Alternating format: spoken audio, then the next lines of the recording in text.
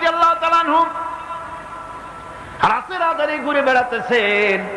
আমিরুল মুমিনিন নেতা কারে বলে দেখেন, রাতের আঁধারে ঘুরে বেড়াচ্ছেন, কোথায় কি হয় না হয়। মরুভূমির ভিতরে একটা তাঁবুর মধ্যে আলো জ্বলে, কাছে যে বাচ্চাদের কান্না শুনতে পেলেন, গিয়ে দেখছেন মা কি যেন রান্না করে আর বাচ্চারা কাঁদতেছে গভীর রাত্রে। আমিরুল মুমিনিন বলে, মেয়ে এলো, তুমি তো বড় নিষ্ঠুর, এত রাতে রান্না করো কেন? সকাল সকাল রাঁধতে পারো নাই কেন? সন্ধ্যার সময় খাওয়াই দিতে, বাচ্চাগুলি কাঁদতো না। মহিলা বলতেছি, পথিক তুমি কি? তোমার তো আমি চিনি না। আমি এই বাচ্চাগুলি, আমরা কিন্তু মদিনার লোক নই, আমরা মদিনার বাইরের লোক, এই দেশের লোক নাই, বাইরের থেকে এসেছি। মদিনার সরকারের কাছে কিছু পাবো, সাহায্য নেওয়ার জন্য এসেছি, কিন্তু মদিনার খলিফার কাছে এখনো যেতে পারি নাই। আমরা আজকে 3-4 দিন না খাওয়া রয়েছি, ক্ষুধার জ্বালায় বাচ্চারা কান্দে।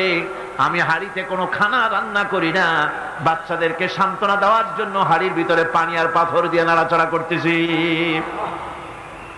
আমিরুল মুমিনিন তার পায়ের তলা থেকে যেন মাটি খসে যাচ্ছে, ভয় হয়ে গেল, আল্লাহর ভয় তারই হয়ে গেল তার ভিতরে।